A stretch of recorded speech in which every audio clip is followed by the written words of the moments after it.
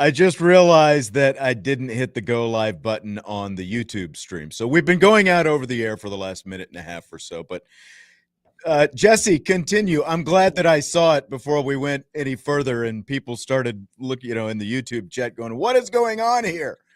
But Jesse was in the middle of his carry-in day at work today. So I don't know if we need a recap. It's been a busy last couple days here at the old radio ranch. We had both Notre Dame men's basketball and women's basketball yesterday. We had Notre Dame men's basketball earlier today. The Irish men defeated Rutgers out in Las Vegas. We're still waiting to find out the next day and time and opponent, I guess, for that matter, because there are like a million different consolation games in this Players Era tournament that's going on out there. But Notre Dame men did pick up a win today against Rutgers, so that's good news. We've got Notre Dame hockey tomorrow afternoon going on. So there's a chance that we've got hockey and men's basketball head-to-head, and it's happening. It's hopping. It's all over the place. You were out late last night with the women's game. What time did you finally get home? That game started at 9 p.m., and I saw it was going pretty late. Yeah, I think I rolled in somewhere around 11:30-ish, something like that. Yeah, not early. Not early. Love a Monday night game against Central Michigan. Oh, man. And it was like, I think the team knew it was Monday night against Central Michigan. Well, took a little bit for the juices to get flowing and warmed up before they finally put them away last night. But picked up the big dub. 83-51, I think, was the final last night. You ready to roll? You want to talk some football? I've decided that today is National Get Jeremiyah Love the Heisman Trophy Day. Let's do it. This is it. This is the final push, right? This is Irish Breakdown, Sportsbeat, presented by Budweiser's official flag in the ground. We are starting our campaign. Boom. For the Jeremiyah Love Heisman. I feel like we've already started it, and I feel like I've got some good stuff I'm going to come with. I don't know. I guess we'll find out. I put together a lot of notes today. Pages of notes. Sitting on some calls that didn't really need me, so I was in the background just kind of, taking notes, jotting notes. So feels like maybe you should have whiteboarded that stuff and had it ready to go. It would have been more of like Venn diagrams and that sort of stuff. You could do that too. I think, people watching on the YouTube channel like a good visual. I realize radio listeners, podcast listeners don't appreciate the visuals quite as much. But I think anytime you can have either visual or audio aid, that's really all you need. Doesn't it feel like we just kind of woke up the other day and all of a sudden Jeremiyah Love was a Heisman contender, though? Like, didn't this really kind of come out of the blue, like true Heisman, I don't know, contendership, whatever you call it? Yeah, I would say internally, like, obviously Irish Breakdown, Notre Dame fans, maybe like local, regional media kind of, knew Jeremiyah Love and thought that he belonged on the Heisman stage. But to your point, I feel like it just kind of hit us within the last couple of weeks that the national media, fans, viewership, whatever you want to call it, has now jumped on board. And there feels like a strong push or momentum behind Jeremiyah Love. And I think the group of people listening today, and obviously you and I have been like, well, this is what we've been saying since the beginning of the season. Right. So I do agree with what you're saying. Yeah. I mean, like it really, especially those Heisman odds, because last week we talked about this on yesterday's show. Last week he still had odds like what, plus 3,000 or something like that. And then it jumped all the way up to plus 450. And I think we were talking yesterday, it was 350. It looks like it's kind of settled back around plus 400, 450, but he's got the second best odds from what I've seen, regardless of what the odds are. He's got the second best odds to win the thing right now. Yeah, I believe right now Mendoza is the favorite. Then it goes Jeremiyah Love and then Julian Sayin after that. And those are the three guys that I think you have to compare him to. And those are the three guys that are based around the Jesse Steyer's analysis today. The Jesse's. I can't wait till we dig deep into this. Randall McMurphy in the YouTube chat says, I think more people are watching to see if they're any good with all the whining about their ranking. Maybe that's it. Maybe it's just more people are paying attention and they're like, oh yeah, this Jeremiyah Love is pretty good, by the way. Feels like I think you get a lot of eyes of people kind of hate watching Notre Dame and then realizing they're good and then realizing, oh, why are they good? Oh, because they have Jeremiyah Love and CJ Carr on offense. yes, exactly. That's exactly it. Well, after Jeremiyah Love's 8-carry, 171-yard, 3-touchdown performance Saturday, Jeremiyah Love spoke with the media. He was asked to make his own pitch for the Heisman Trophy. Here is what Jeremiyah Love said. What's your pitch for you to win the Heisman? I'll say I'm a team player. I'm a guy who elevates my team and inspires others to do great things. I'm not an individual by any means. When I step foot on the field, I'm playing for my brothers, and I'm doing everything I can to see them succeed. And that'll probably be my pitch to them. I'm a team player, baby. Team player, baby. I feel like Jeremiyah Love, I mean, he's obviously very humble. He didn't go overboard praising himself. What did you think about his pitch? Yeah, his pitch is interesting because the Heisman Trophy is quite literally the most individual award that you can win in all of college football. And he kind of led with, I'm a team player. But I think the reason you want to lead with that and the reason why I appreciate and think it's a good answer is because Jeremiyah Love doesn't have to carry the ball 40 times a game in order for Notre Dame to win. It's not like Ashton Jeanty last season where the entire offense had to funnel through one player.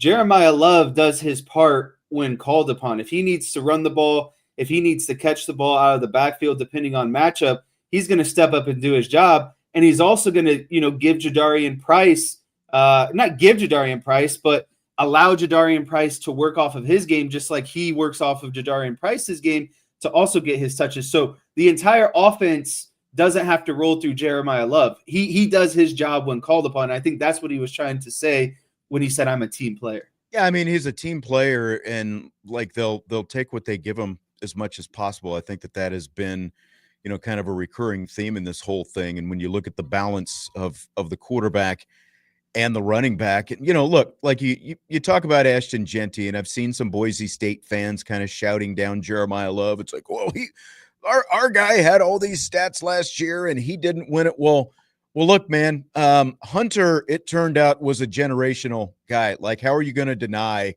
a guy who's playing full-time on both sides and putting up all-American numbers on both sides of the ball? Like, he was a unicorn, and that's why Hunter won the Heisman Trophy over Jeanty last year. I felt like Ashton Jeanty was very deserving of the Heisman last year, but part of whether or not you win is also how many other legitimate candidates they are and how many end up there by default. And yeah, that's I was kind of to go to best quarterback on the best team most of the time. I was kind of sparring with this national guy on Twitter, or X, whatever you want to call it, and he was trying to make the argument that if Jeremiyah Love is going to win the Heisman, we should be solely focused on what he has done as a running back, not including kind of his catches and production receiving the ball.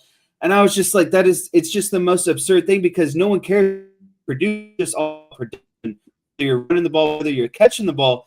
And then he was trying to say that Ashton Jeanty, didn't win it last year, so why should Jeremiyah Love win it this year? And it's like, well, that's a completely different pool of players. Right. If you put Ashton Jeanty in this pool of players, I bet Jeanty would have won the Heisman this season over Jeremiyah Love.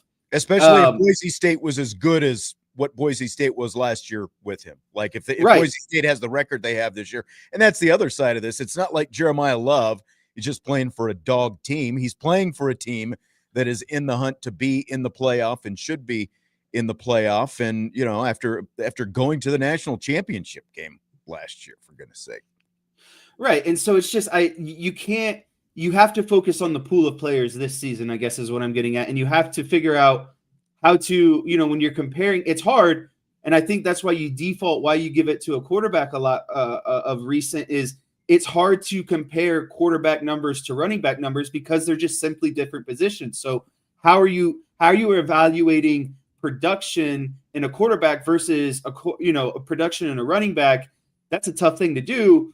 But I think that Jeremiyah Love has the most production and that game-changing type of play where you don't know where he can touch the ball and change a game completely. And that's exactly it. It's the game-changing type of play, because typically for a non-quarterback, like going back to what whoever this was that you were sparring with about, well, he should only be judged for running the football. Well, Reggie Bush wasn't judged for just running the football. He was also a great receiver. He was great in space, and he made electrifying, game-changing plays.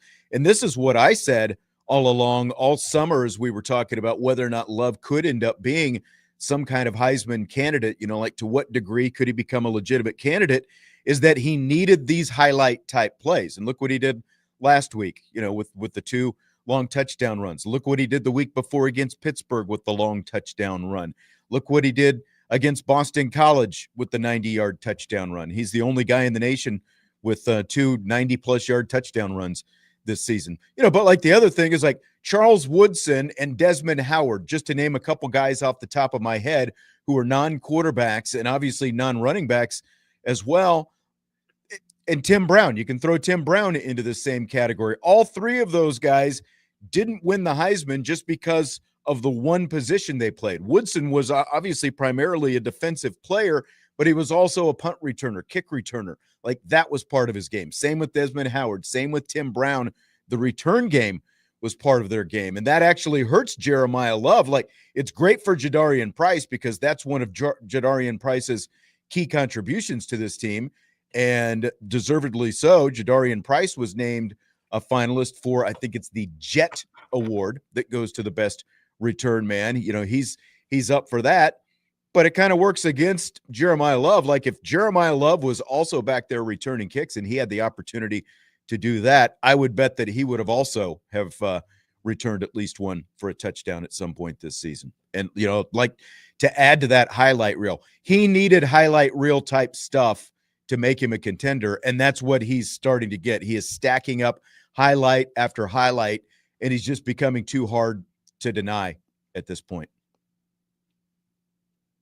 Completely agreed. So what is, I don't know, maybe you've already answered it. Like, what is your best argument for Jeremiyah Love to win the Heisman at this point?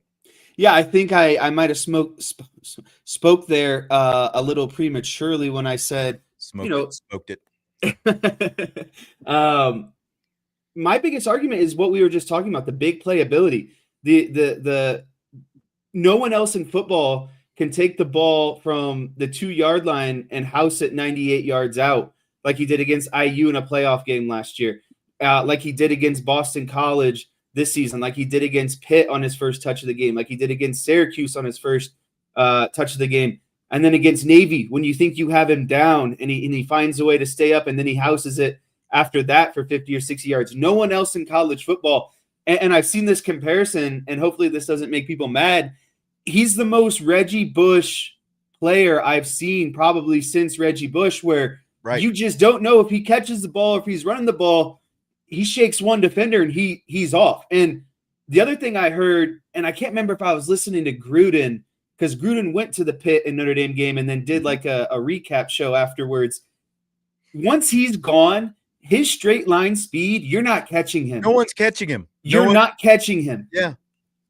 And so just to have that ability to, and he's got the full arsenal. The his spin acceleration move from 0 to 60, like it's like that. Like he goes, from that cut, he gets to that straight line speed and he is up to full speed while everyone else, is still finding their gears and trying to even get close to getting in sprinting speed to try to be able to keep up with him. Right. And so I just don't think that there's anyone else in college football that has that boom ability like Jeremiyah Love. He can touch the ball and it could be a house call from anywhere on the field. Anywhere. I don't think the rest of the quarterbacks can do that. I think Julian Sayon plays with really good 2 NFL wide receivers. He has one of the best defenses in the country to back him up. And we'll get into this too. His schedule has been very favorable. Ohio State has not been tested this season. Well, and look, that's one of the biggest knocks on Love for this whole thing. Just like with Notre Dame, who have they played? He's doing it against this, and we'll get into that in a minute. But I mean, just like to rattle through the resume here real quick. He is second in the FBS total touchdowns right now. A player from North Texas is the leader. So again, like Love is doing it against Power 4 competition, where the North Texas guy is obviously doing it against Group of 5 competition. He's the third player since 1996 with 3 touchdowns and 170 rushing yards on 8 or fewer carries. Of course, that's the Syracuse game. And then he ranks 4th in the nation in yards per carry, 3rd in yards per game rushing, 2nd in total points scored. And that's pretty significant. Again, it's the North Texas running back who is at the top. So, like, in terms of Power 4 players, Jeremiyah Love is the number 1 player in the nation in points scored this year. And he's also number 4 in all-purpose yards. And there are 2 Group of 5 players in front of him in all-purpose yards. And then the Nebraska running back is ahead of him as well. So he is essentially second among FBS players in terms of all-purpose yards when you weed out the Group of 5 type guys. So, I mean, like, it is hard to deny what he is doing right now. And, you know, again, like when you add in the splash plays, the highlight plays, it's even harder to deny him, I think. All right, Jesse is shaking his head. We've got some more comments from Jeremiyah Love on the Heisman, his Heisman pose. We've got some comments from Marcus Freeman coming up in a little bit as well. ESPN also broke down the top candidates for the Heisman Trophy. We'll tell you what ESPN had to say about that, and this is where I'm going to have my biggest rebuttal, I think, is with what ESPN said. Not that they were just like blatantly negative, but there's something specific that I think needs to be rebutted with what they're talking about. And there is a Heisman vote. Like if you Google Heisman vote, there is a fan ballot that factors into this as well, as Mr. Poli is indicating. Jesse? I'm glad you brought up that ESPN.com article because that's what pissed me off this afternoon. That's what made me get out the notebook, Got you get working. out the pen and paper, and Cranking. it was just, let's just say this, lazy is what that ESPN.com breakdown was. Exactly. It is. We're going to get into that coming up next. Jeremiyah Love for Heisman. He the countdown is on right now. One more game to go. Stanford, Saturday night, 10:30 Eastern time on the West Coast against the Stanford Cardinal. You'll hear it here on Sports Radio WSBT. Our game day show is from 6 to 9:30 Eastern time. Tim, Jim, Eric, and Tyler will all be here nice and late from 6 to 9:30 Saturday. Jimmy Clausen, John Carney, Corey Minor are the guests on the game day show here on Sports Radio WSBT 6 to 9:30. More Jeremiyah Love Heisman talk coming up next. Budweiser's Weekday Sports Beat with IrishBreakdown.com.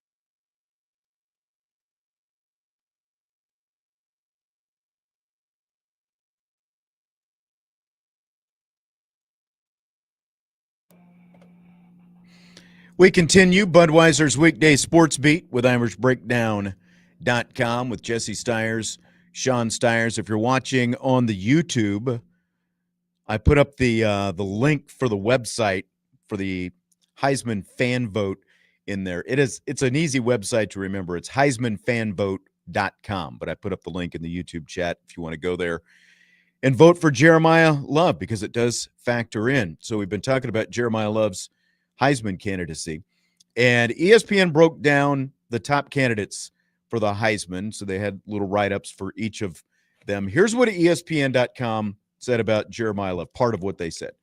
Love is having a great season, of course. He's explosive, efficient, and clearly the engine of Notre Dame's offense right now. Zoom in, and you'll see it's a soft resume. His best stretch has come against Pitt, Boston College, and Syracuse. The latter two are a combined 4-18. The numbers count, but voters notice who you dominated against, not just the box score. That is from ESPN.com. Jesse, you've got page after page of notes. Go after it. Rip it. Yeah, so let's jump in here. So I think there's two big things that you have to take a look at when kind of comparing Heisman numbers, between quarterback, running back positions, and then also, my biggest argument with this quote from the ESPN.com article that you just read is the part about a soft resume and voters notice who you dominated against, not just the box score. And I completely agree with that.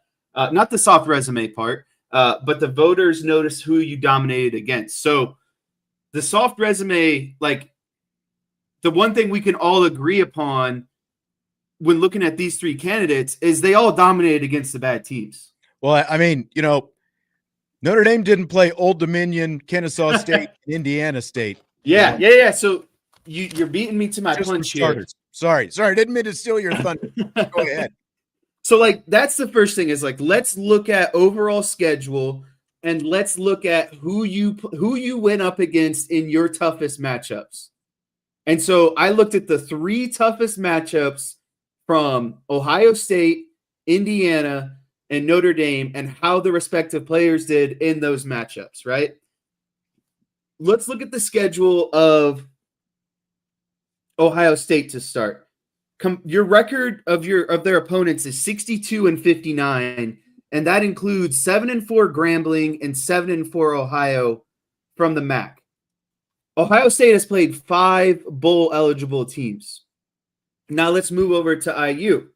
IU has also opponent combined record of 62-59 right now, but that includes Indiana State, Old Dominion, and Kennesaw. You take out Old Dominion and Kennesaw, IU's record opponent 46-53, a losing record without Old Dominion and Kennesaw. They also have played 5 bowl-eligible teams. 2 of those are Old Dominion and Kennesaw. Wow. So they've really played 3 bowl-eligible Power 4 teams. Mm-hmm. That's IU's schedule. Now, let's go over and look at Notre Dame. 7 bowl-eligible teams, a combined record opponent of 65-56. Notre Dame has played 2 SEC, 2 Big Ten, 2 Group of 5, 5 ACC. Ohio State has played a FCS, a MAC, 8 Big Ten, 1 SEC. IU has played 8 Big Ten and 3 FBS teams. Indiana State, Old Dominion, and Kennesaw, right? Now let's look at who they've played and their top opponents. So Ohio State's top opponents right now, Texas, Washington, Illinois. Mendoza's top opponents, Illinois, Iowa, Oregon. Notre Dame, Miami, Texas A&M, USC, and Pitt.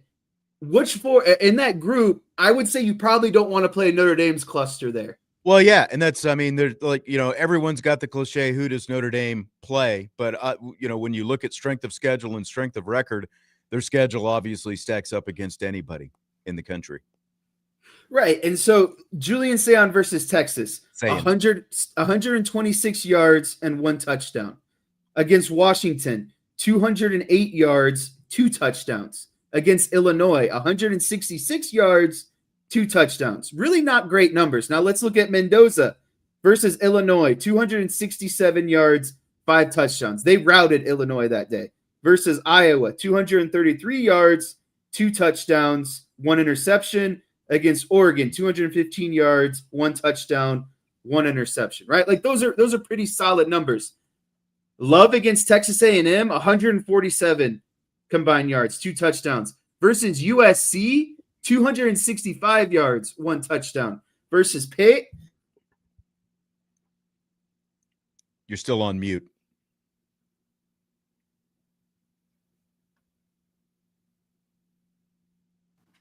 I think the most important thing to note about Jeremiyah Love, too, he has no fumbles on the season. He has not given the ball away one time as an offensive player. So, I guess that was a lot of information at once, but Notre Dame has played a tougher schedule. Notre Dame has played tougher high-end opponents, and Jeremiyah Love has produced at a higher level against those higher-end opponents. Well, see, in this, that kind of ties in to my response to this. And again, we're talking about what ESPN.com said. Zoom in, you'll see it's a soft resume. They're talking about his best stretch has come against Pitt, Boston College, and Syracuse. The latter are combined 4-18. We can all agree that Syracuse has a bad defense, right? Like no one is suggesting anything else.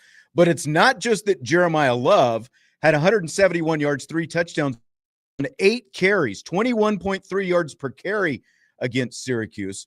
All those things are true. But if you dig deeper, this is the point of what I was talking about yesterday and what I tweeted out is Love also has more rushing yards by himself than 6 other teams have had against Syracuse this season. So it's not just that Jeremiyah Love had a big day against a bad team. It's that an individual, Jeremiyah Love, has had more than 6 different teams have had against that same team. And that includes Miami. It also includes Pittsburgh. It also includes Clemson. And it also includes SMU. He gained more yards by himself than those teams did on basically a third to a fourth of the carries that those teams had as a team against those same teams. Okay, so maybe you're not impressed because it's still Syracuse. Well, Pittsburgh had the number 10 rushing defense in the nation. They've got the number 10 rushing team in the nation right now. They had the number 3 rush defense before Jeremiyah Love played against them a couple of weeks ago when he had 147 yards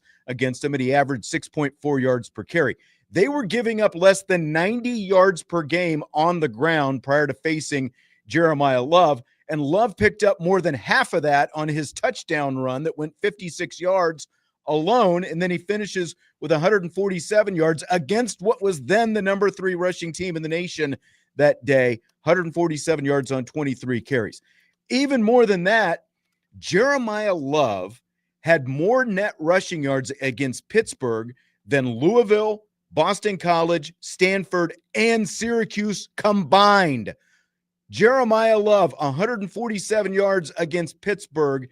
Louisville, Boston College, Stanford, Syracuse did not combine to rush for more yards than Jeremiyah Love had against Pitt.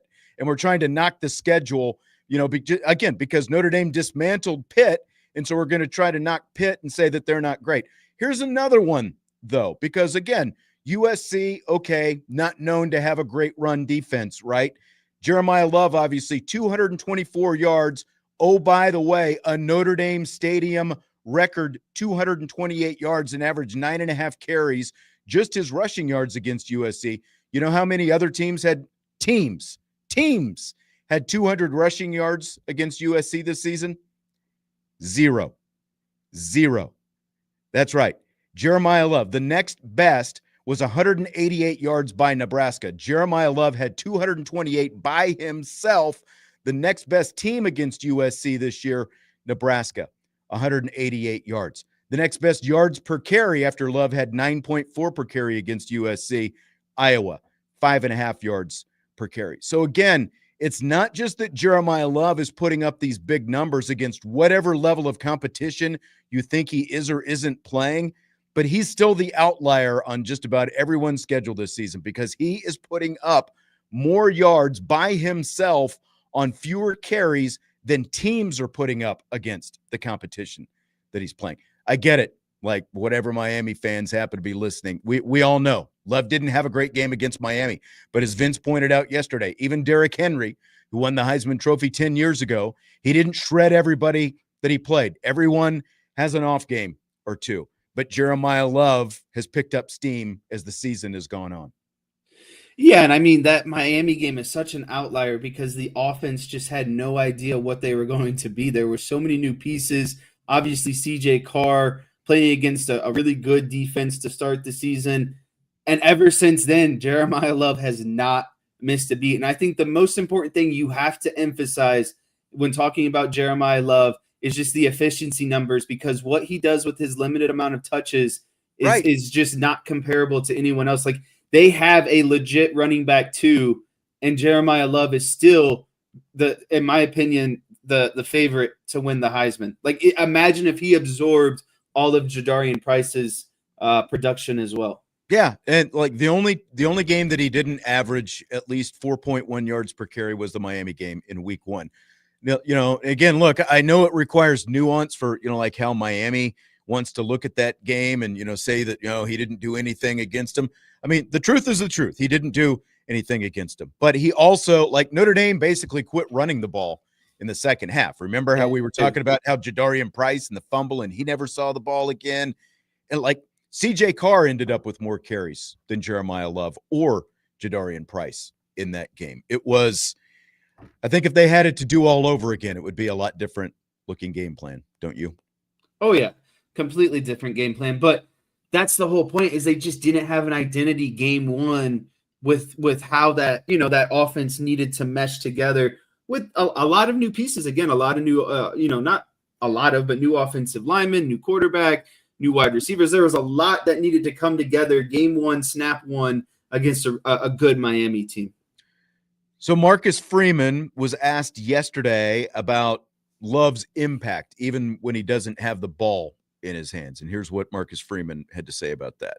Jeremiyah Love, and you say, okay, every time he gets the ball, there's a chance that he can go all the way. And, I mean, yes, he's not going to get the carries that maybe all the other running backs in the country get, but what he does when he does get the carries is his yards per carry is tremendous. Then you see what he does in the pass game, right? And he doesn't always get the ball, but he's a legitimate threat as a running back out of the backfield in the pass game. But the thing I'm most pleased about, which people that watch him probably don't care about, is the way he protects. I mean, the pride he takes in protecting a quarterback. There was times previously in his first or second year that we would say, hey, if it's a passing situation, you might put somebody else in there. But there's never a time where we say, take him off the field. He's that consistent in his play. I really love it. Every time we run the QB power, just watch every time we run a QB power and Jeremiyah Love's in there, what he does to that linebacker or that safety, whoever's filling him. He tries to go punish him. And that's what you respect about him. He's not a guy that just says, when I get the ball, I'm going to go make something happen. Every play he's in there, he's trying to do his job of physicality. And it is, he is a true, complete running back. Being the lead blocker is not going to get you any extra Heisman votes, but it does help you win football games, and we've seen that on that quarterback power that Marcus Freeman is talking about. Yeah, we've seen it on the quarterback power, and we've also seen it, like he was talking about, of stepping up in the pocket and knocking guys' heads off, blocking, picking up blitzers to protect CJ Carr in the pocket. It's impressive to watch because really, like he said, in his first 2 years, could you point out some weaknesses in his game? Sure. But now I feel like he is a complete back. He can obviously run the ball inside. He can run the ball outside. He can be a lead blocker. He can pick up blitzers. He can catch the ball in the flat. And I think most importantly, like we saw against Arkansas, and I can't remember if it was against Purdue, he can run a post route on you. He can run a corner route on, like he can run a full arsenal of wide receiver routes and catch the ball. It's not like he's some of these running backs that catch the ball within 5 yards of the line of scrimmage, maybe 10 yards max. Like he can run a 15, 20-yard route and still catch the ball. It was Arkansas, by the way. He had 5 catches for 70 yards against Arkansas. in that game. But, and then like the other thing that Freeman was referencing there is the third down thing. Like he would come off the field every he's third an every down. down back now. Yeah. And this, this is something that we were talking about a lot last year is how are you taking your best player on offense off the field On the most important down. Yeah, exactly. And that's a big difference now too, and again, whether it's running the ball or catching the ball, he can do a little bit of both. And, like whoever, you were talking about with the whole, you got to judge him as a running back. I mean, that's an extra skill. And again, going back to Reggie Bush, no one said, well, No I one don't know. discriminates against production. Yeah, that's right. Last time I checked, all that matters is getting it into the end zone. It doesn't matter how you get it into the end zone. It just matters that you get it into the end zone. And right now, Jeremiyah Love is second in the nation in getting I just it couldn't into the end believe zone. I read that. I was like, what are you talking about right now? And then I clicked on it. I was like, this guy's got 200,000 followers. Like this, you know what I mean? It's like, what are you even talking about? Stymie in the YouTube chat wants to know how many touchdowns he scores Saturday night. What's your over under? 2.5. You're setting it 2, and I'm setting it at 3.5. Oh wow. You I'm think they're gonna give him the good old what comes after the hat trick, the golden sombrero? I don't think they're just gonna feed him, but I do think that very similar, like it's just a matter of time before he cranks one off and he ends up in the end zone. Because let's see, he has 185 carries. He has 26 receptions. So that is 205, 211. So that's 211 total touches. So divide that by 22, math whiz.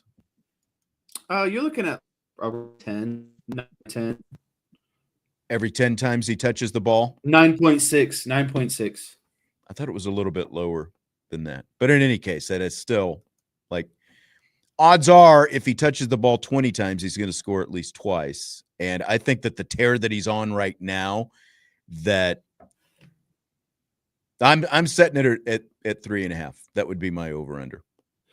The only reason I don't even care about the touches. I think that everyone knows what's going on right now.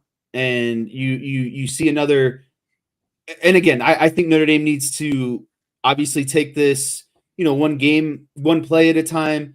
Everyone kept referencing Nick Saban. You never look at the scoreboard. You just keep executing play after play. And then, at the end, you kind of see what the score is. I think that's how Notre Dame approaches this game. And I think Marcus Freeman, I think Mike Denbrock, I think everyone at Notre Dame knows that Jeremiyah Love needs to put his stamp on the season. And you're playing it, you can put the stamp and put your thumb on and really press them. And so I think that there's going to be a concerted effort to get Jeremiyah Love around 200 all-purpose yards and 3 touchdowns. And what you have to remember, regardless if Notre Dame makes it to the playoff or doesn't and ends up playing a bowl game, that's still 3 to 4 weeks off. And if it's a bowl game, this very well might be Jeremiyah Love's last collegiate regular, game in general. And so a bowl game and they missed the playoff is what you're saying. Yeah, I didn't want to say it out loud, but if that's what happens, like this could be the last you see of Jeremiyah Love, and I think everyone knows that. And so you have to, obviously it's a tough line because of what just happened with KVA, but you got to let him eat and then get him out of there. And I think they're going to let him eat and get a lot of production, knowing what is at stake. I think they will as well. I think he'll have the first 2 series. They'll let maybe even 3. They'll let Jadarian Price spell him for a series, and then Jeremiyah Love right back on there and see what he can do. And he's been tearing it up. Like, I'm sorry, Jadarian Price, but if we get inside the 5-yard line, it's Jeremiyah Love 4 straight plays. Like it is what it is.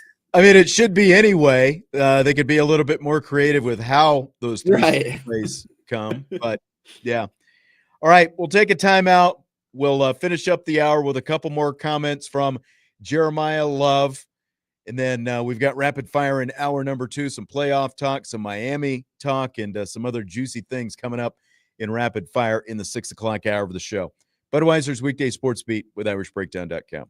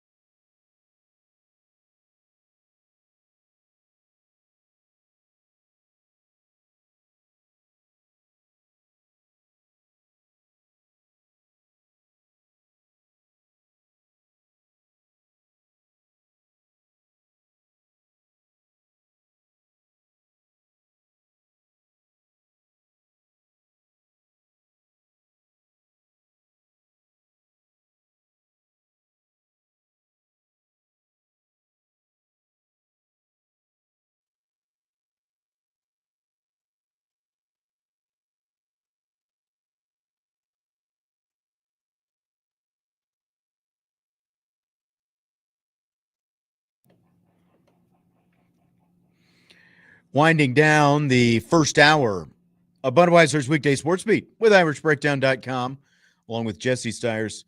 I'm Sean Stiers. We've been talking Jeremiyah Love and his Heisman candidacy. He spoke with the media after his big day, 171 yards and 3 touchdowns against Syracuse Saturday. After his last carry, the 68-yard touchdown run, you might remember Jeremiyah Love struck the Heisman pose. He was asked if he knew he was going to hit the pose before he scored the touchdown. Yeah, I feel like that play was. I feel like that play was worthy of it. The previous 2 touchdowns, I didn't feel like they were good enough for that celebration, but it was already set in my mind I was going to do it. Happened to break a long one, and what better way to celebrate than breaking off for a long one and hitting the little Heisman pose. But yeah, it was predetermined. Predetermined Heisman pose. I don't have any problems with that. Do you? 68-yarder. I mean, you got to do your thing.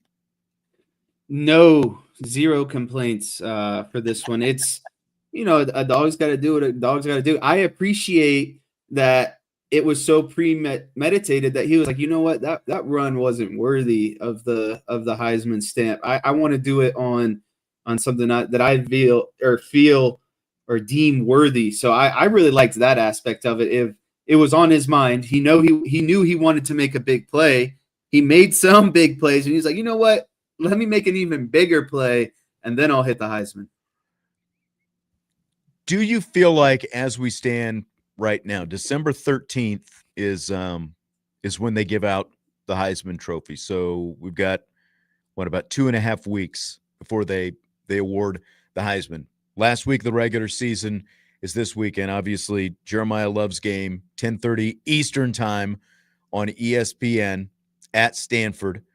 And then, there will be conference championship weekend. The other 2 top, like in terms of the odds right now, are Fernando Mendoza of Indiana, Julian Sayin from Ohio State. Some people have Diego Pavia, the Vanderbilt quarterback. I don't feel like that's going to happen.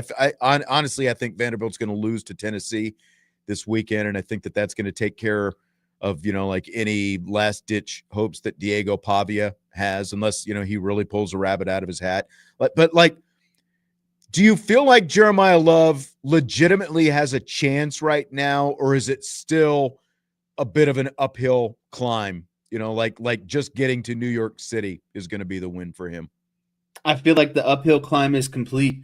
I think him and Mendoza are on the same playing field right now. I even think he's surpassed Julian Sayin at this point. I believe that it is between him and Mendoza. I think, to be quite honest with you, I think Jeremiyah Love needs to have another Syracuse, Pitt, USC type game against Stanford to put, it's going to be the last game of the regular season. He's going to be the last Heisman guy to play this Saturday in the regular season. He needs to put his stamp on the season and basically say, all right, check up your ball, Mendoza. Let's see what you can do in the Big Ten championship. Because if Ohio State's defense makes IU look bad and Mendoza has a bad game where they just can't move the ball, that's huge for Jeremiyah Love. It's definitely, especially from a quarterback perspective, when you have both of those guys potentially playing against each other, if it does end up being Ohio State and Indiana, which as of right now it is, obviously, because Indiana's just going to, like no one's talking about the fact that Mendoza gets to go out there and play Purdue this weekend. Now Ohio State, Michigan, that's another story. But when you've got 2 quarterbacks like that in the same game, that's a really big kind of final statement that one of those guys gets to make, especially since they are quarterbacks. But I just feel like it comes down to Jeremiyah Love hits a couple more of those highlight runs against Stanford, regardless of if it's at 1 a.m, Eastern time, like we've talked about before. Social media is, a huge part of this whole thing now. And if he hits a couple of those, all that stuff's going to be circulating on social media the rest of the weekend. And I feel like that, like that can really vault him up there. And especially, like if he ends up passing Vegas Ferguson in that game, which he's got a much, greater odds to do right now after running for 171 last week. He only needs around, 130 yards to do that, which feels obviously very realistic. Like he could almost do that in a couple of runs. So I feel like it's like him and, like you said, I think that him and Mendoza are the main two guys right now, and I feel like a couple more highlights in Jeremiyah Love's favor, and he might end up being the favorite at this time next week.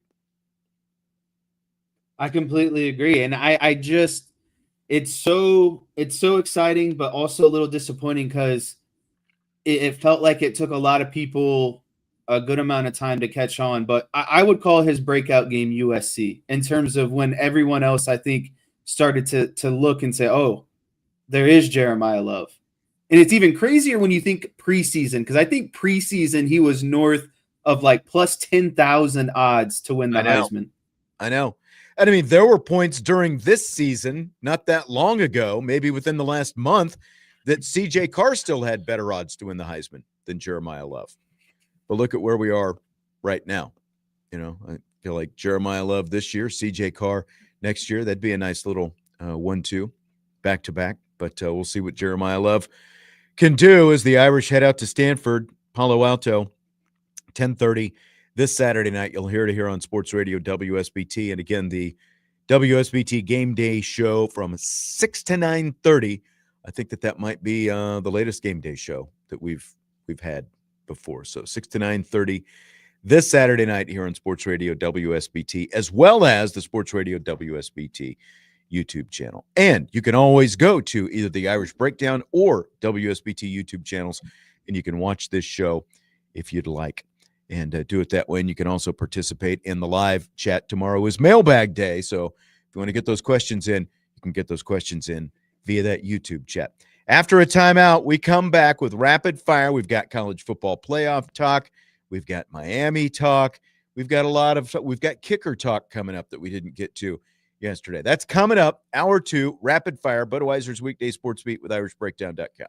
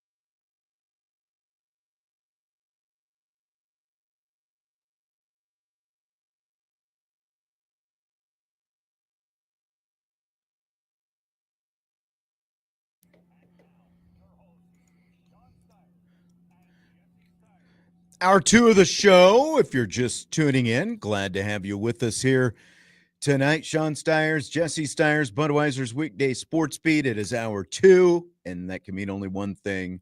Are you ready for rapid fire, Jesse? You are muted again.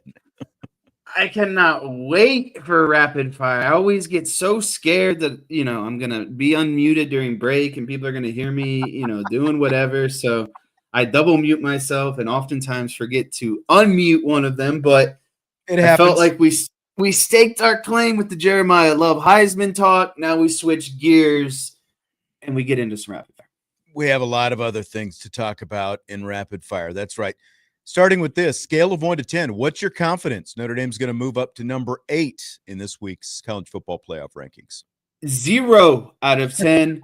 I think the top 10 tonight's show is going to be pointless in my opinion. I think the top 14 really is going to stay the same. I think, Georgia Tech might move around some bit. USC might move around some bit.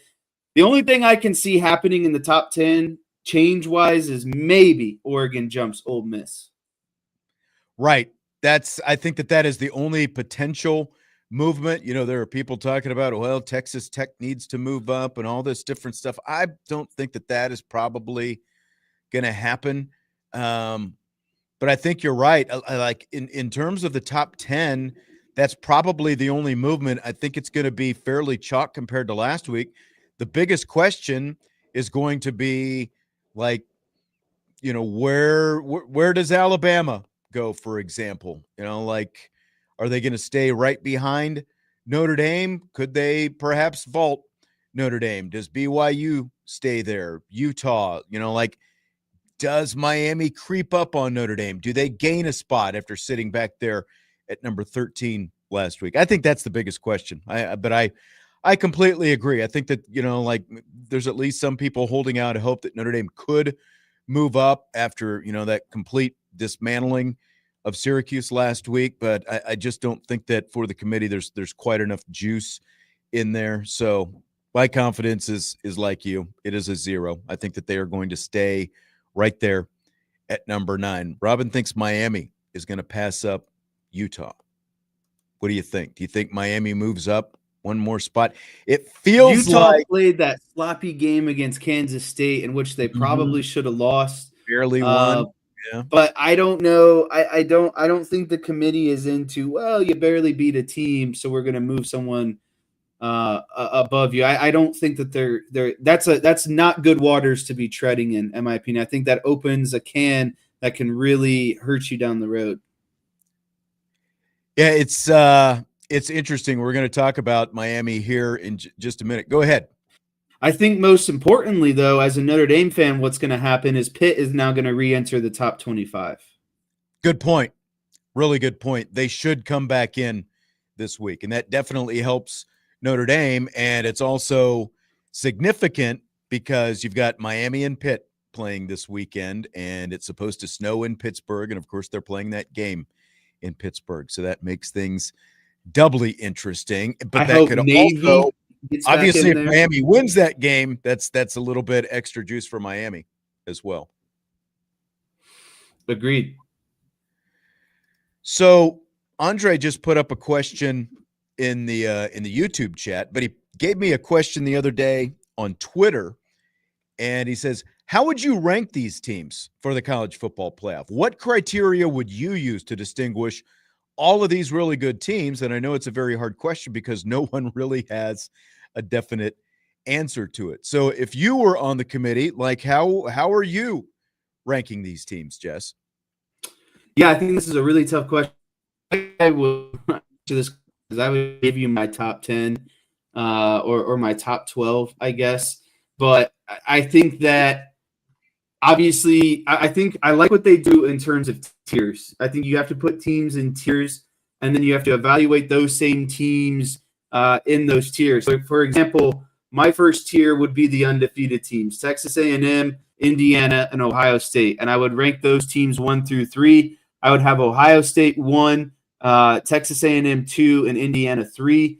The only reason I would have Ohio State 1 is because they're the defending national champ and they're undefeated. They've given you no reason to remove them as a number 1 team. If they hadn't won the national championship, I'd have Texas A&M at number 1, but I definitely would have Indiana number 3. So that would be kind of my criteria for the undefeated teams. And I would move into the 1-loss teams. So Georgia, Texas Tech, Ole Miss, Oregon. From there, I would look at, kind of strength of schedule, who you've played. And since you all have 1 loss, who your losses were to, what you looked like in your losses. So I would have Georgia at number 4. I'd have Ole Miss at number 5. And I would have Oregon at 6 and Texas Tech at 7, just because I think Texas Tech plays in the easiest conference of the 3. And so, yeah, that would kind of be the next. And then from there, I would my last tier would obviously be the 2-loss teams, and I would be looking at who you lost to in combination of, who you beat at the same time. And then also, I think the important thing with the 2-loss and 1-loss teams is how are you performing? How have you progressed throughout the year? Are you the same team? Are you significantly different from start to finish? And are you playing your best football right now today? Maybe that was too long of an answer, but that's kind of – I feel like it's a very loaded question. I'm not going to give my rankings like you did, because I don't really – because really when you're talking about the undefeated teams, they obviously deserve to be kind of in that tier. And I think, like the top of the polls is like I don't have a big problem with how most of the teams in the top 10 are ranked, really with any of the teams in the top 10 are ranked. I think that, like, in terms of criteria, like what Randall is saying here, you evaluate them with everything available: strength of schedule, strength of record, eye test, and also how they're playing, and like that's what I think the committee is doing. And obviously, does head-to-head matter? Yes, but so do losses, who you beat and who you lost to. And I realized that, if Notre Dame was in the same situation as Miami, and Notre Dame had the head-to-head, and Notre Dame was 4 spots behind Miami, or 5, or whatever it is right now, Notre Dame fans would be mad as well if they had that head-to-head win. But look, head-to-head is not the only thing, especially this is an age-old idiom when it comes to college football. It is better to lose at the beginning of the season than it is in the middle of the season or at the end of the season. And it also is, I'm sorry, about who you lost to. Who you lost to still matters. And the fact that, okay, yes, Miami has a head-to-head victory over Notre Dame, but they have also lost to 2 unranked teams in their conference. And it has to matter that they're not even in the top 3 in their conference. They're sitting there, in a tie, still trying to work their way into the conversation, into the possibility. They still need help to even get in the conference championship game. So while they have a good win, they also have not 2 bad losses, but they have 2 losses that are not great because they came to unranked teams. That's just the way it is. That's part of the equation as well. But it's also like when you listen, and I realize, look, depending on, where your rooting interest is and what you think of this whole thing, you're going to pick apart what the playoff committee chairman says every week. But they are watching how these teams are playing football, and that has to matter as well.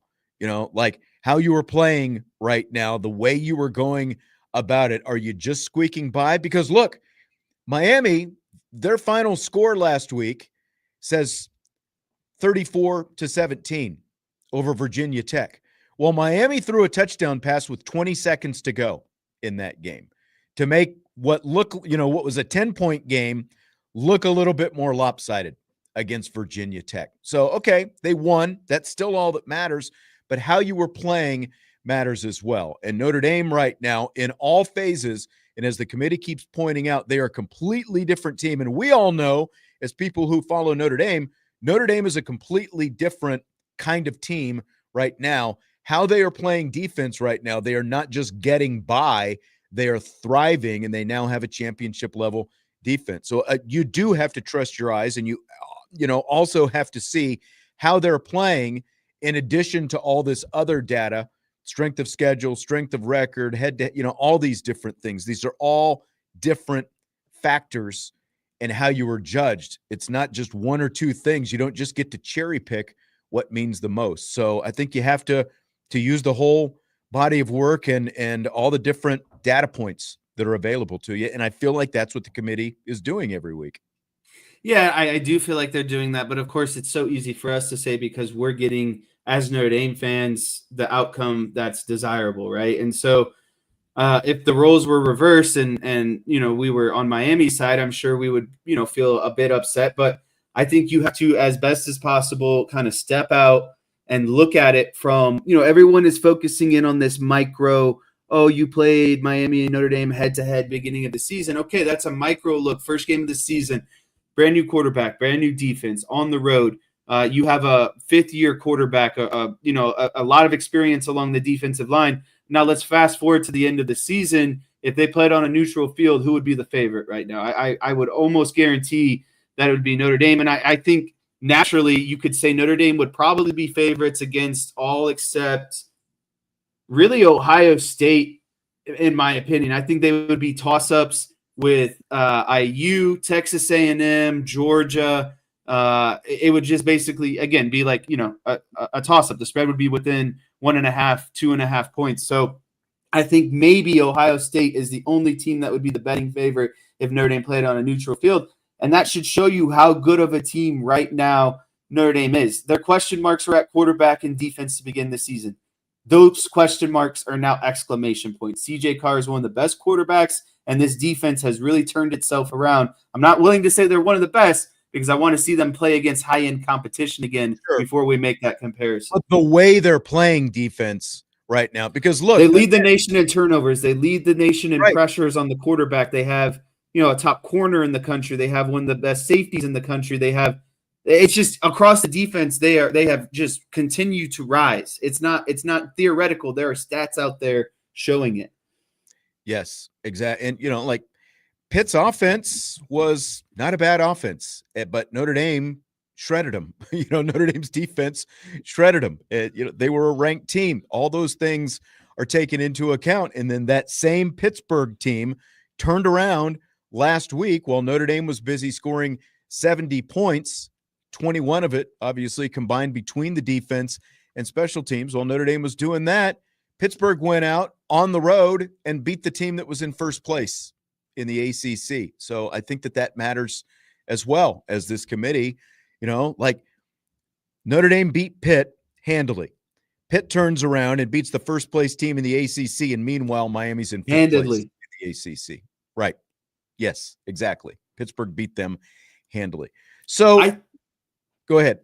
Not to like belabor this point or this question, but do you think it benefits Notre Dame that they played this large ACC schedule and Miami is also in the ACC because it gives you more of comparative data points or common denominators of opponents? Like if Miami was in a completely different conference and they didn't have so many common opponents, I think that this argument would be even harder. But you see Notre Dame playing some of the likes of, these ACC teams and really dismantling them outside of that first game against Miami. And then you look at Miami and it's like, you're not even going to be in the conference championship of a league that Notre Dame has quite literally walked through in the last, however many, 3, 4, 5 years.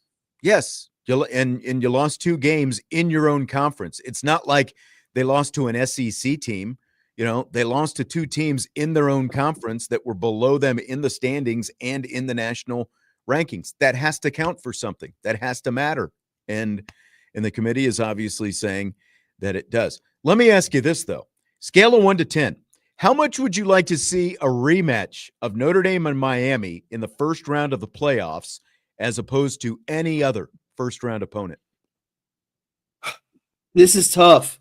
I put it at a 5 out of 10 just because if they do get to play them, I think it would be fun to, we could settle this argument once and for all. But at the end, and then also I think it's a game Notre Dame would win. So I think that they would not only get to prove the haters wrong, but they'd get to move on. But then the other side of me is like, I love when Notre Dame plays different opponents. I love different matchups. I love maybe playing a team that they've never played before, like an Ole Miss or whatever. And I know that matchup might not be more favorable, but that's where the other kind of like 50-50 comes for me personally. Like I like the kind of variety. You've already played Miami once this season. But then comes the aspect of you could dominate them and be like, hey, listen, we've told you that this is what would happen.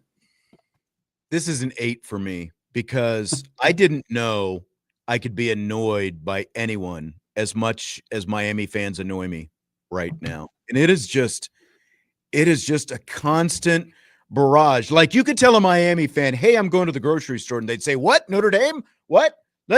We should be ranked ahead of Notre Dame. Well, I didn't even mention Notre Dame, and you're coming at me about Notre Dame. Like, that's all, like, every little thing. They just keep coming and coming. And, and again, head to head is a valid point. If Notre Dame beat them and Miami was ranked ahead of Notre Dame, Irish fans would definitely feel the same way, but it's just so irrational.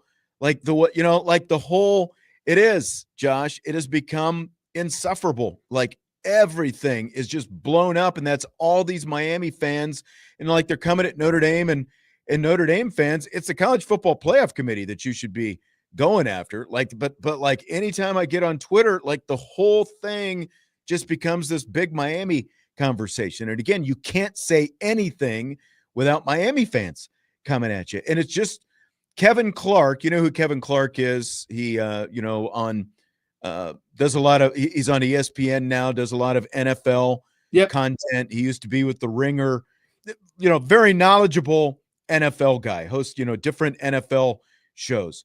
But I just found out that he's also, oh, by the way, I don't know if he's an alum, but he's definitely a Miami, at the very least, a Miami fan. And he was talking with Ryan Russillo on Russillo's podcast, and they got into the Notre Dame Miami debate. And Kevin Clark, it's like, he's like, well, Miami beat Notre Dame, and Notre Dame says they're a better team now at the start of the year. Well, Miami's a better team now too. This is what Kevin Clark said. And, well, if that's the case, again, how did you lose to 2 unranked teams? And Russillo actually called him out. He's like, Carson Beck is not playing, very, very good right now. He's like, you're trying to tell me that Carson Beck is as good now as he was at the start of the season? I mean, the guy has more interceptions than CJ Carr right now. And this is a 5th-year quarterback, Carson Beck, compared to CJ Carr, obviously, his first season as a starter. And I think the committee is looking at that as well, like the growth of a quarterback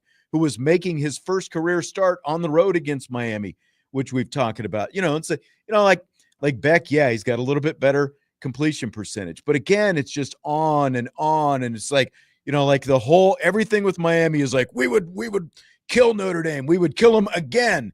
It was a 3-point game that came down to the end because you made, one or two more plays at the end of the game than Notre Dame did. But they act like, they ran Notre Dame off the field that night. I mean, I would argue that Beck is the reason why they've lost both of those games.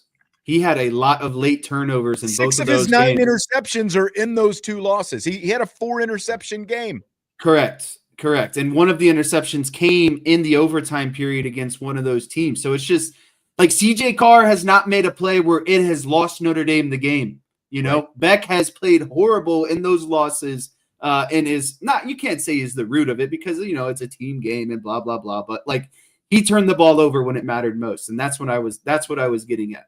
Yeah. I mean, like, look, we all know the difference in Notre Dame's defense right now. Like, were there issues with Notre Dame offensively? Yeah. But I think a lot of that, again, had to do with game plan and how there were a lot of unknowns about how CJ Carr was going to react to some certain things.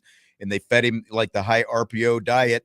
But, like, defensively, it's night and day different now. Notre Dame gave up over 30 points a game in those first 3 games. They're giving up less than half of that right now. Like, that's a difference. And it's not just who they're playing.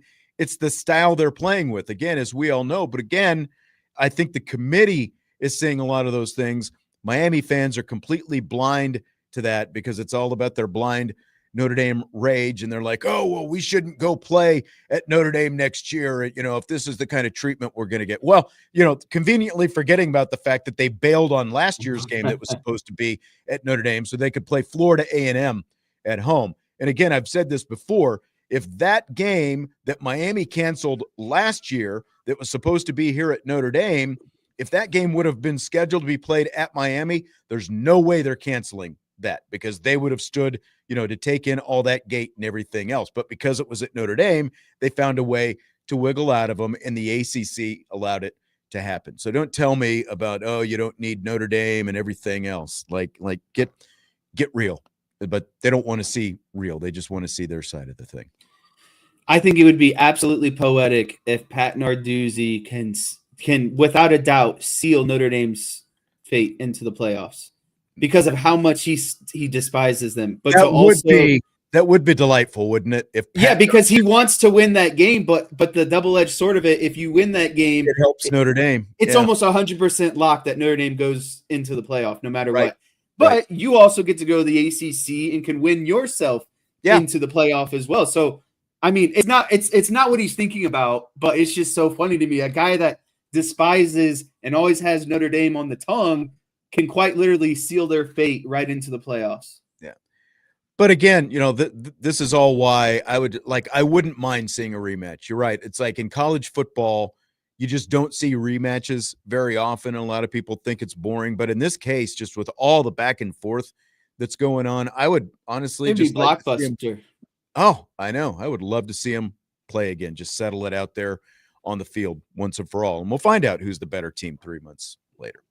4 months, I guess, by the time, they would actually play in the playoffs. We'll take a timeout. When we come back, more rapid fire. Budweiser's Weekday Sports Beat with IrishBreakdown.com.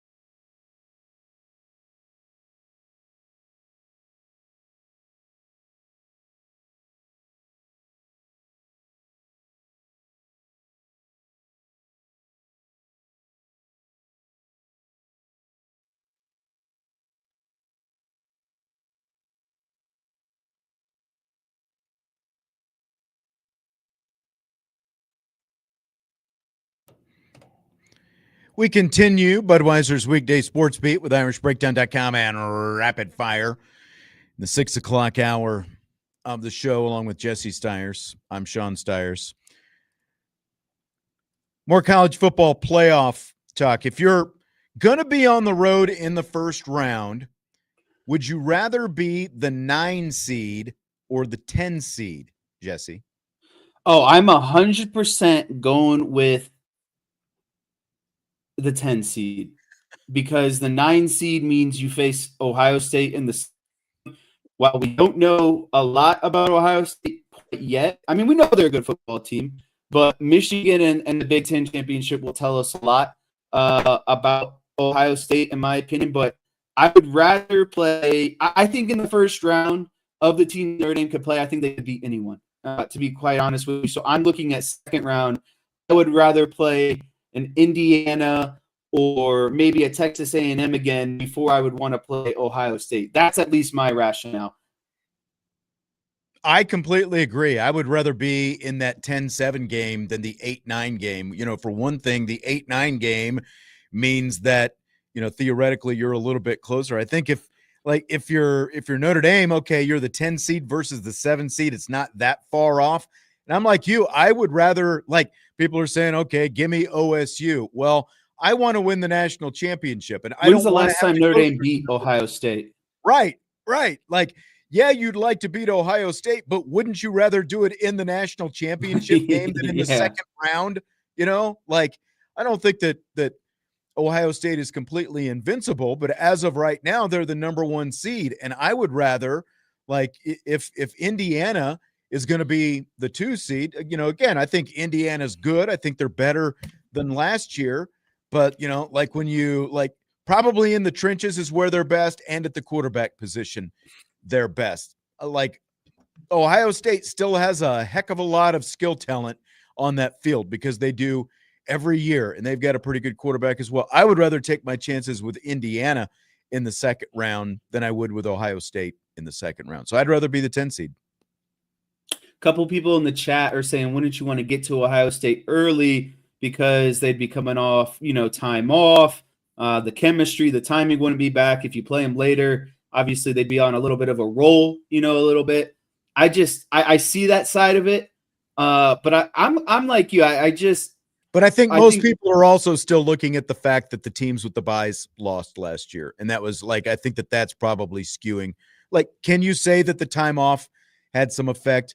Probably, but it was also because you had a different seeding system last year. And I think the automatic top 4s and with conference championships and that it's a different seeding this year. And I feel like last year it was more backloaded because they had to give guaranteed spots to conference championships. Now this year is front loaded because it's just the best teams regardless of you know, conference championship or not. But I don't know. I'm like you. I want to beat Ohio State when it matters most. It would be nice to get them back in the national championship. And maybe that's too forward thinking.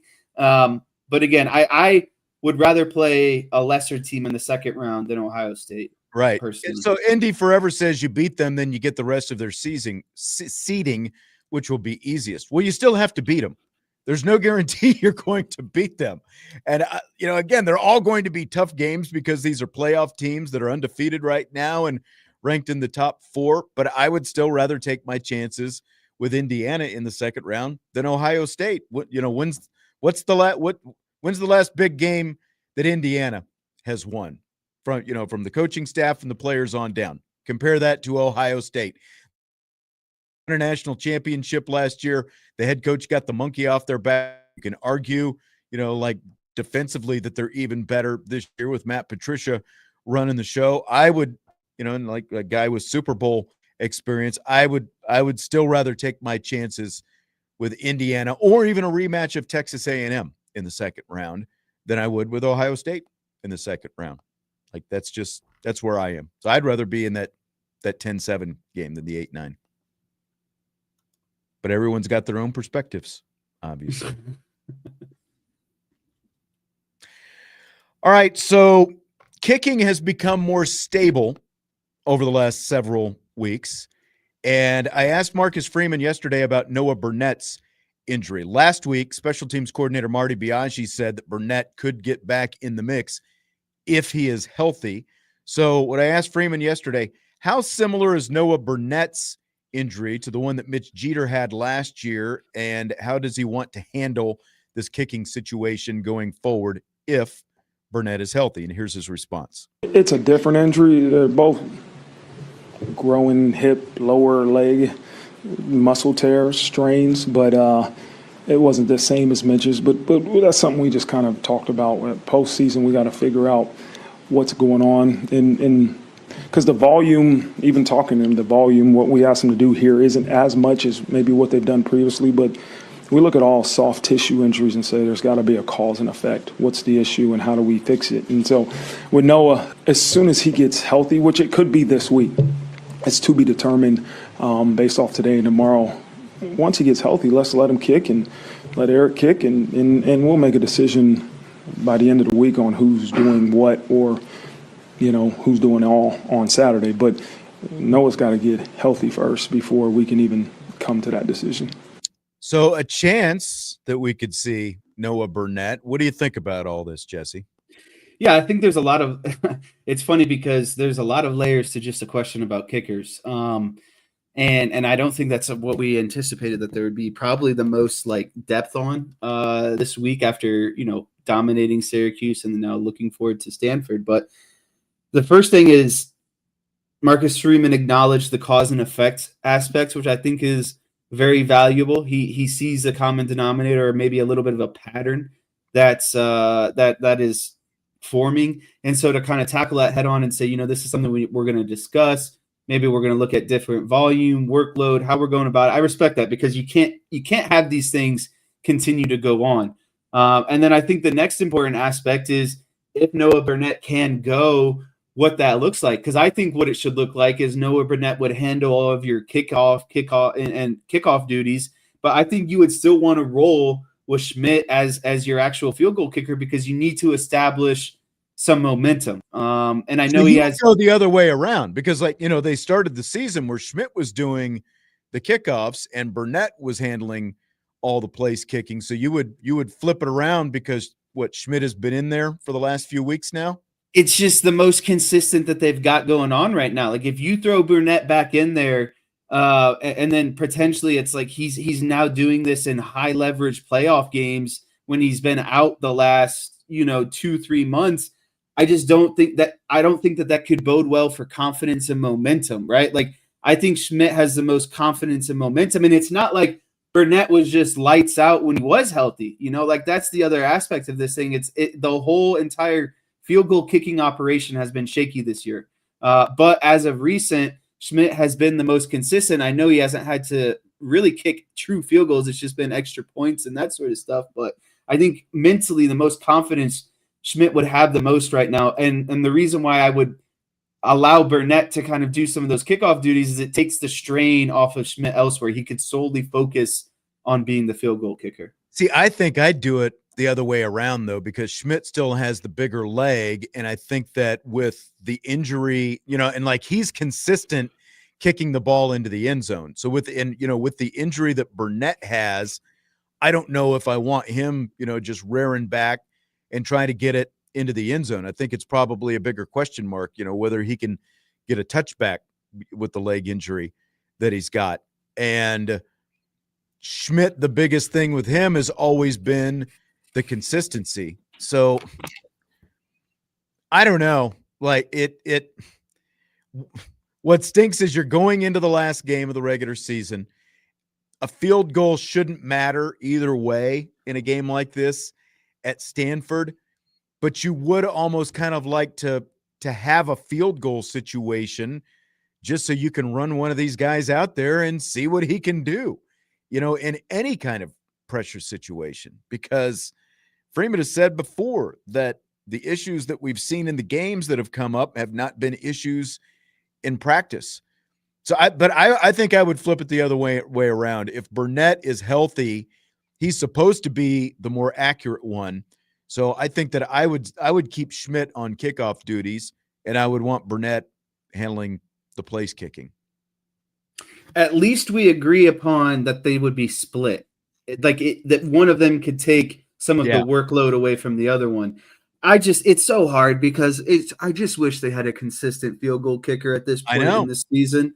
Like this is, and it's something we've like the two biggest deficiencies of Notre Dame right now: field goal kicking, short yardage situations, both of which I thought would be figured out before going into the playoffs and are potentially things that can lose you playoff games. You're talking about leaving a lot of points off the board in close games. Yeah. I mean, you get into a defensive battle, whether it's Ohio State or Indiana or, whoever it happens to be, you get into a defensive back and forth, and you've got a game similar to Georgia last year and, a game similar to what you had against Penn State. Everything is going to matter, and you've got to have someone who can come in and just be consistent when you are in field goal range. Anything under 40 yards needs to be automatic, but it's been anything but automatic this year. So it's going to be really interesting to see how they get it figured out. I think everyone's ears perked up when they heard Marcus Freeman say you could even see Burnett by this week at Stanford. I think that would actually be a good thing if he is healthy enough to do it. But I also think you don't want to push him back any faster than necessary. All right, we'll take our final timeout. We'll back to wrap things up with a couple more questions. Budweiser's Weekday Sports Beat, IrishBreakdown.com, and Rapid Fire.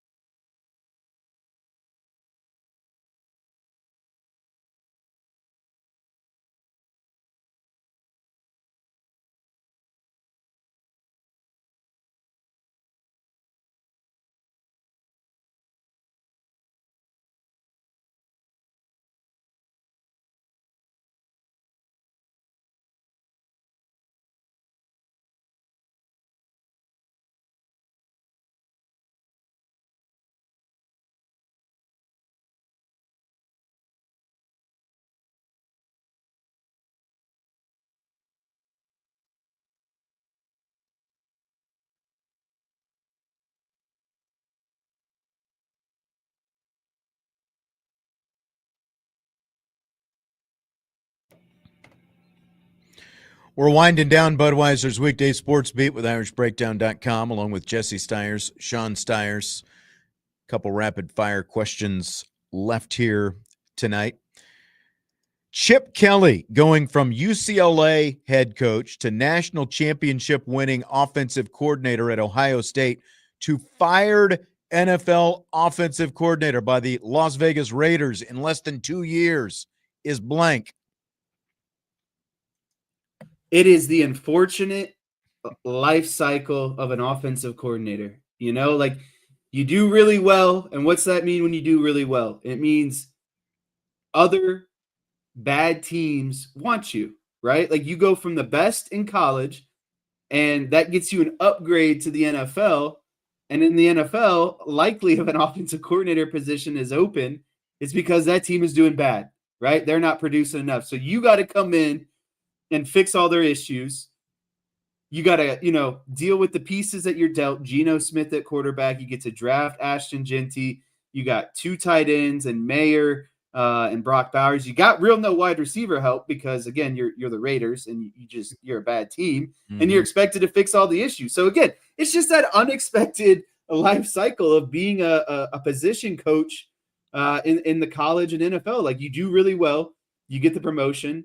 And then you do bad, and then you got to kind of, go through that circle of life again. I think a lot of people thought he was crazy when he left a head coaching position at UCLA to become an offensive coordinator. But obviously it works out pretty well when you can go win a national championship and you've got all this head coaching experience, both obviously, going back to Oregon as well as the Eagles and the 49ers, and, and then it turns him into a hot commodity. He's just never worked out in the NFL because even though he wasn't a head coach, obviously, at this stop, he had other opportunities with both the Eagles and with San Francisco. And the coaches who followed him at both of those stops had a heck of a lot more success than what he had. I kind of agree with what Randall said. Like, Pete Carroll probably should have just hung it up. But, Carroll comes back, and now he's in a situation where he's got to save himself. And so they've got to get rid of Chip Kelly, and we all know like professional football just unforgiving, and like a lot of people thought that Pete Carroll was going to come in, and all of a sudden the Raiders were going to be this contending team.